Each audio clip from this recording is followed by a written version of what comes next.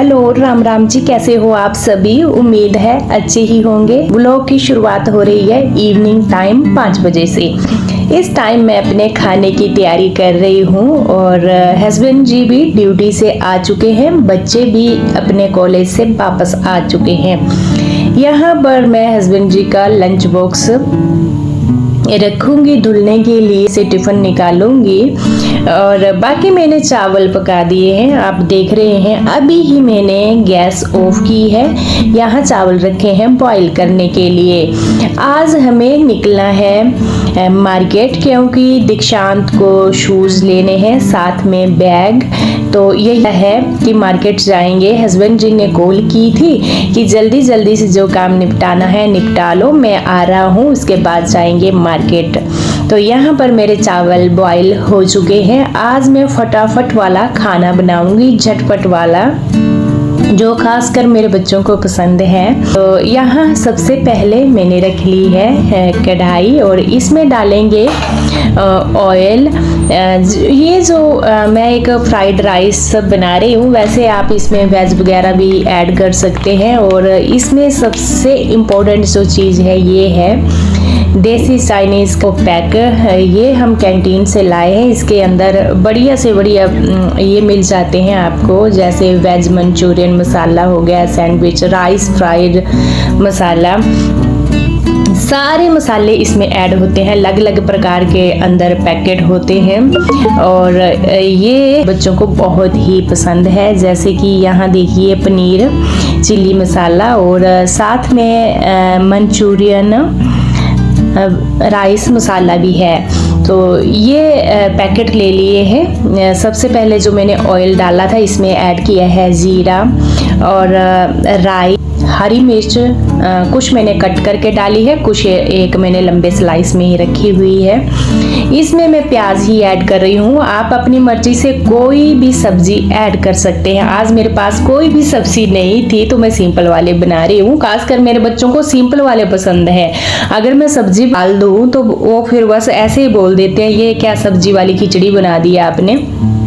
तो fried rice बिल्कुल simple वाले पर टेस्टी होते हैं। जब ये मसाला डलता है तो इससे टेस्ट 4 गुना ज़्यादा बढ़ जाता है। डेली दाल चावल या कुछ बस सब्जी चपाती खाकर बच्चे भी बोर हो जाते हैं, कुछ अलग सा बनाते हैं तो बच्चे खुश हो जाते हैं। इसके बाद मैंने ऐड किए हैं चावल और चावल को भी 1-2 मिनट के बाद ऐसे फ्राई कर लेंगे। साथ में ही जो ये मसाला है इसको करेंगे ऐड, पूरा ही पैकेट ऐड कर दूंगी। अलग अलग होते हैं, जो भी आपने पनीर वाला है तो पनीर बनाएंगे उसमें ऐड कर देना, इससे इसका टेस्ट 4 गुना ज़्यादा हो जाएगा। और यहाँ पर इसके बाद फिर से 2 मिनट अल्टेंगे पलटेंगे, ये फ्राइड राइस हमारे रेडी हो जाएंगे। पूरा टेस्ट इस मसाले में ही होता है, जितना भी टेस्ट होता है, और इसको खाया जाता है दही के साथ। दही के साथ ये बहुत टेस्टी होते हैं। नमक डालने की वैसे इसमें ज़रूरत नहीं होती है, पर बाद में मैंने चखा था तो मेरे को लगा था थोड़ी सी ज़रूरत है। और यहाँ प्रिंस ने शुरुआत कर दी है अपना बनाना शेक बनाने की। वो जब भी कॉलेज से पहुँचता है तो कुछ ना कुछ वो बनाता है अपने लिए, या तो नींबू पानी बनाएगा या मौसमी का जूस सुबह पी लेता है या कॉलेज से आकर पीता है। और आज उसने अपने लिए बना लिया है बनाना शेक। वो कभी भी मेरे को नहीं बोलता है मम्मा ये चीज़ बना कर दो, सीधा आते ही अपना बनाना शेक बनाना शुरू कर दिया है। मेरे को इसकी ना खाने की इतनी टेंशन नहीं होती है। कोई बच्चा होता है जो खुद लेकर ना तो बनाकर खाता है, बस वेट करता रहता है मम्मा हाथ में देगी तो ही मैं खाऊंगा, पर इसकी मेरे को टेंशन नहीं होती है। और यही रीज़न है जब हम गांव जाते हैं तो इसको छोड़कर चले जाते हैं कि प्रिंस कुछ कर लेगा। कुछ एक ना अपने बच्चे पर विश्वास होता है तो बस ये यही करता है, अपना पेट भर ही लेता है। और पापा को भी पूछ रहा था आप तो नहीं लोगे, तो उन्होंने मना किया, बोला मैं खाऊंगा भी खाना। इन्होंने सुबह मौसमी का जूस ले लिया था। और यहाँ पर दीक्षांत खाने में बहुत नखरे हैं। ना तो वो खुद लेकर खाएगा, बिल्कुल भी नहीं खाता कोई भी चीज़ खुद लेकर, और अगर देंगे भी उसको तो बड़े नखरे लगाएगा। यहाँ मैं चख रही थी नमक, इसमें नमक कैसा हुआ है। तो नमक मेरे को थोड़ा सा कम लगा तो मैंने इसमें नमक ऐड किया है, पर आप नहीं कीजिए क्योंकि मेरे चावल एक्स्ट्रा हैं। पूरी फैमिली के लिए मैंने चावल ये ही बनाया, फ्राइड राइस, और पैकेट एक ही था। तो बस यही रीज़न हुआ कि थोड़ा सा नमक इसमें हो गया कम। और यहाँ पर खाना लगाएंगे, इसके बाद सीधा जाएंगे हम मार्केट। प्रिंस कर गया था मना, दीक्षांत जाएगा, मैं और साथ में हस्बैंड जी। अच्छा, सबसे पहले सॉरी कल मेरा व्लॉग नहीं आया। आपने चिंता जताई कि आपका व्लॉग क्यों नहीं आया। क्या गांव में सब कुछ अच्छा चल रहा है चंबा में? तो वहाँ की अगर मैं बात करूँ तो वहाँ इस टाइम मॉर्निंग टाइम मैंने जब आज की मैं बात कर रही हूँ कॉल की, तो नेटवर्क नहीं है, कॉल नहीं हुई। और पिछले कल जब मैंने बात की थी 1 मिनट बात हुई थी और एकदम से कॉल कट कर दी थी कि बात नहीं करेंगे, क्योंकि वहाँ पर इतने भयानक बारिश हो रही है, बादल गरज रहे थे। और बस उनका कहना यही था कि हम कॉल में बात नहीं करेंगे, बादल गरज रहे हैं, डर लग रहा है। और वहाँ का माहौल अच्छा नहीं है तो इतनी बात भी नहीं होती, और फिर नेटवर्क भी ऑफ हो गया, आज तो उनसे बात नहीं हुई। जो हमारे मणिमहेश के लिए यात्री जितने भी गए थे वो कुछ एक वापस पहुँच गए हैं, कुछ एक वहाँ ही है। पर उन्होंने जो मंजर सुनाया, हम भी कॉल पर बात कर रहे थे कि वहाँ पर हमारे सामने ना जाने कितने लोग मणिमहेश में बह गए, नाले में पुल टूटा, और कितनी तो डेड बॉडी पड़ी हुई है, उनको कोई भी हाथ नहीं लगा रहा है। पूरा मंजर ऐसे फैला हुआ है। और सबसे बड़ी बात, नेटवर्क नहीं है, वहाँ कोई जा नहीं सकता है। तो किसी भी चीज़ की पुष्टि करना, मतलब कोई लगा नहीं सकता पता क्या हुआ, कितना क्या नहीं। और मैं तैयार हूँ जाने के लिए, मार्केट जाने के लिए। तो और मैंने न्यूज़ में ही पढ़ा है कि बसें भी लग चुकी हैं मणिमहेश यात्रियों को पठानकोट तक पहुंचाने के लिए, पर उन बसों का कोई बेनिफिट नहीं है। सड़कें जा चुकी हैं, पूरी की पूरी जितनी भी सड़कें हैं गिर चुकी हैं, हर एक मोड़। बसों का तो कोई बेनिफिट नहीं है। वो भले लगाई हुई है, प्रशासन ने कर दिया है अलाउंस कि हाँ भाई बसें लगा दी हैं, पर उनका कोई बेनिफिट नहीं है। सारे यात्री जितने भी हैं पैदल चलकर ही आ रहे हैं, पहाड़ियाँ क्रॉस कर कर आ रहे हैं, लैंड स्लाइडिंग हो रही है, वो अपने रिस्क पर चले हुए हैं। जो घर वापस आए जिनकी बात हुई तो कुछ बस ऐसा कहना था। प्रशासन अब भी क्या बोलूँ, कुछ नहीं बोल सकते। वैसे बोल रहा है कि बसें लगाई हुई हैं, तो बसें तो तभी चलेंगी जब सड़कें होंगी, सड़कें हैं ही नहीं। ये ऐसा हाल है। और पानी वैसे ही डैम का छोड़ा है। एक दिन मौसम साफ था, मेरे को लगता परसों, फिर उसके बाद फिर बारिश लग पड़ी थी। एक दिन तो मौसम बढ़िया साफ रहा, और अभी फिर से बारिश है। सुबह की मम्मी जी से आज बिल्कुल बात नहीं हुई है, यही बात है। और जब मेरा ना पिछले कल व्लॉग नहीं आया था, एक ही रीज़न था। मैंने वीडियो तो बना दी थी, 2 वीडियो मेरी बनी हुई थी, मेरे से एडिट इसलिए नहीं हुई। बस ये जो मेरी वीडियो है, इसके बाद जैसे ही मैंने पिछले कल आएगी सॉरी वो वीडियो, मैंने किचन क्लीनिंग की थी और मेरे को इतना तेज फीवर आया था, गले में दर्द, पूरी रात मैं सोई नहीं। ऐसे लग रहा था मेरे दांत आएंगे। जो ये दांत होते हैं ना और मसूड़े, इनमें इतना दर्द। पूरी रात मैंने मुंह में कपड़ा लपेटा, ऊपर फैन चलाऊं तो ऐसे लग रहा है गला सूख रहा है। इतना तेज फीवर आया, मेरे को पूछिए मत। बस यही रीज़न हुआ मेरे से व्लॉग एडिट नहीं हुआ। उस दिन मैंने क्या किया था, पूरे किचन की क्लीनिंग की थी, पर मैक्सिमम बिजी रही क्योंकि किचन क्लीनिंग अच्छी खासी थी। बरसात के टाइम की जो किचन क्लीनिंग होती है एक्स्ट्रा वाली, वो की, और मेरे को आ गया फीवर, जुकाम। इसी वजह से मेरी ये वीडियो एडिट नहीं हुई थी, तो पिछले कल आपके पास वीडियो नहीं हुई, उसके लिए सॉरी। बस यही रीज़न था वीडियो ना आने का। बाकी जो गांव का हाल है वो तो मैंने आपको बता दिया है। सड़कों का नामो निशान नहीं है, कोई कहीं नहीं जा सकता। बारिश फिर से लग पड़ी है, एक दिन बारिश रुकी थी, ज़मीनें धस-धस कर जा रही हैं खेती वाली। और जो वहाँ HPC प्रोजेक्ट है बिजली का, और जो बिजली के पोल होते हैं जहाँ से बिजली ट्रांसफ़र होती है दूसरे शहरों को, जो बड़े बड़े पोल होते हैं, आपको पता होगा, वो इतना बड़ा पोल हमारे गाँव के सामने गिर चुका है, वो था खेतों के बीच में। और जैसे ही रावी नदी आई उसका कटान हुआ, खेत भी चले और इतना बड़ा बिजली का खंभा भी चले गया, पर शुक्र मनाओ कोई किसी की जान नहीं गई। वो पता नहीं कितने मेगा वोट पावर की बिजली है जो दूसरी जगह को जाती है। तो ऐसी ऐसी कंडीशन है। और अभी इस टाइम हम पहुंच चुके हैं कोस्मो में, जो भी रोड पर कोस्मो है वहाँ, यहाँ अंदर हर एक प्रकार का शोरूम है कोस्मो के अंदर। कपड़े लो, शूज़ लो। तो यहाँ शूज़ लेने थे दीक्षांत को कॉलेज जाने के लिए, तो कुछ एक शूज़ यहाँ ऑफर पर भी लगे हुए थे। ऐसे तो हम नहीं ले सकते क्योंकि यहाँ के आपको पता है 5,000, 6, 7 और बहुत ही सस्ते लेंगे तो 3 और 4, पर ऑफर में जब लगते हैं तो हम ले सकते हैं। उनकी रेंज 2, 2.5, 3 तक आ ही जाती है। और कभी कभी ऐसा भी हो जाता है कि एक के साथ एक फ्री भी हो जाते हैं।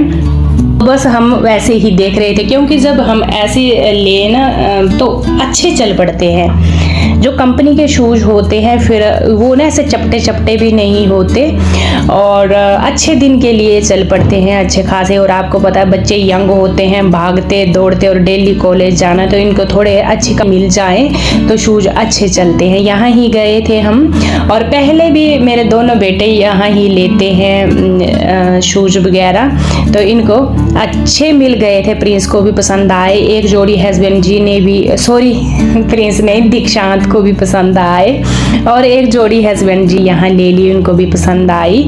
ऑफर में चले हुए थे तभी लिए, नहीं तो ऐसे तो 7 और 8 हज़ार की एक जोड़ी थी। और बाकी इसमें बैग लेना था, पर बैग यहाँ कहीं नहीं मिला ही नहीं, क्योंकि कॉलेज के लिए जो बैग चाहिए होता है बिल्कुल छोटू सा चाहिए होता है, छोटे साइज़ का नहीं मिला, बड़े साइज़ के मिल रहे थे। तो फिर इसने बोला मैं चलिए ऑनलाइन ही ले लूँगा। तो फिलहाल शूज़ तो मिल गए, और मैंने ना एक सूट भी लिया। इससे पहले कोस्मो जाने से पहले मैं एक शॉप पर गई थी, वहाँ पर फोटोग्राफी वीडियो बनाना बिल्कुल मना था, तो वहाँ हमने वीडियो बनाई, वहाँ मैंने एक सूट लिया, मैं आपको दिखाऊंगी भी उस सूट को। और इस टाइम हम पहुँच चुके हैं घर में। देखिए टाइम 9:30 हो चुके हैं और हम पहुँचे घर। जैसे ही घर पहुँचे और यहाँ आ गया मिठाई का डिब्बा। हमारे जो पड़ोसी हैं उनके हुआ है बेटा, तो वो हमें मिठाई देकर काजू कतली, सिंधी स्वीट्स जो है फेमस, आपको पता ही है उसकी, काजू कतली देकर गए हैं। तो सबसे पहले हम बैठे तसल्ली से, पहले तो मैंने पानी पिया, प्यास लगी थी इतनी ज़्यादा, और इसके बाद खाई मिठाई एंजॉय की। और उसके बाद चली गई कपड़े चेंज करने के लिए, हाथ मुंह धुले, कपड़े चेंज किए, और फिर से मैं किचन में आ गई हूँ। देखिए जी, बर्तन जब हम गए थे मार्केट, सिर्फ खाना खाया और जल्दी से मार्केट चले गए। हस्बैंड का यही कहना था कि जल्दी से मार्केट का निपटा आते, क्योंकि फिर ना लेट हो जाएंगे। तो फिर खाना खाते बर्तन ऐसे ही रहने दिए थे। अभी आते हस्बैंड बोल रहे थे अब सो जा, सुबह धुल लेना। तो मेरे मन में बिल्कुल भी तसल्ली नहीं होती है। रात को किचन में बिल्कुल भी गंदा रहने नहीं देती हूँ, भले ही अभी थकान लगी हुई है। और मेरे को ना इस टाइम बुखार ऐसे, मेरी तबीयत बिल्कुल भी ठीक नहीं थी, पर मैंने सोचा चलिए मैं लगा ही लेती हूँ आधा घंटा यहाँ किचन क्लीनिंग के लिए, पूरा काम निपटा ही लेती हूँ, फिर सुबह ना तसल्ली होती है। और एक गंदगी भी होती है जो बीमारियाँ भी लाती है, कॉकरोच हर एक चीज़ फिर परेशान में आ जाती है। तो सबसे पहले तो मैंने बर्तनों की जूठन हटाई, फिर धुले अच्छे से, पूरे बर्तन किए साफ। और उसके बाद आती है ये जो बेसिक सिंक है, इसका एरिया क्लीन करने की बारी। पूरे टैप, टाइल, साइड का जितना भी हिस्सा है मैं हाथों हाथ ही धुल, क्योंकि बाद में रखें एक तो गंदगी जमा हो जाती है, और दूसरा इतने बर्तन गंदे धुले होते हैं, तो ये एरिया धोना तो बहुत ही ज़रूरी होता है।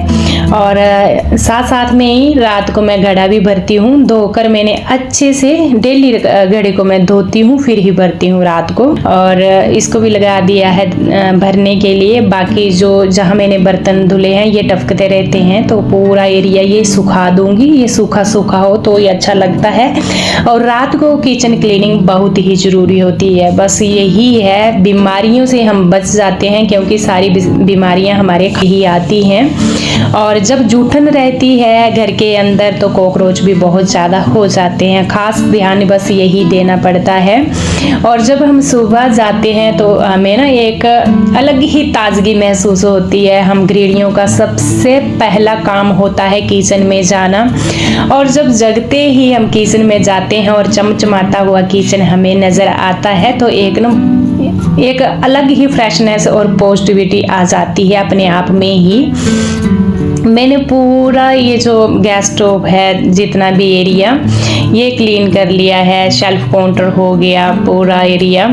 और इसके बाद मैं फर्श में भी पोछा लगाऊंगी क्योंकि कोई भी काम ना हम जब करते हैं किचन में तो फर्श में कुछ एक थोड़ा बहुत गिर ही जाता है। तो यही एरिया क्लीन करना तो बहुत ही ज़रूरी हो जाता है। पहले जो कुछ गिरा था, क्योंकि ना मैं चली गई थी तो प्रिंस भी कुछ ना कुछ करता रहता है यहाँ पर कलाकारियाँ तो फिर मैंने इसको भी पोछा लगा दिया। और इसके बाद मैं देख रही थी जो मेरे लिविंग रूम में सोफे हैं पूरे उल्टे पलटे हैं, क्योंकि यहाँ बैठे हुए थे सभी हम जब मिठाई खा रहे थे। तो सुबह उठकर जब हम आते हैं तो लिविंग रूम की तरफ ये पूरे उल्टे पलटे पड़े होते हैं तो बिल्कुल अच्छे नहीं लगते हैं। कुछ टाइम निकाल कर 5 मिनट 10 में इस एरिया को भी साफ कर लेती हूँ, सुबह उठते थोड़ा अच्छा दिखे और सुबह का काम भी थोड़ा हल्का हो जाता है। चलिए जी, देखिए मेरा लिविंग रूम चमक चुका है। जब ये ना सोफे बढ़िया जैसे डेकोरेट हो जाते हैं तो लिविंग रूम तो अपने आप ही चमक जाता है। इस दीवार के ऊपर आपके कमेंट थे, इसका जवाब की बारी आ चुकी है कि ये आपकी दीवार किसकी है, पेंट करवाया है कि वॉलपेपर। तो डियर ये वॉलपेपर लगवाया है हमने। इसके ऊपर मैंने एक वीडियो भी बनाई हुई है।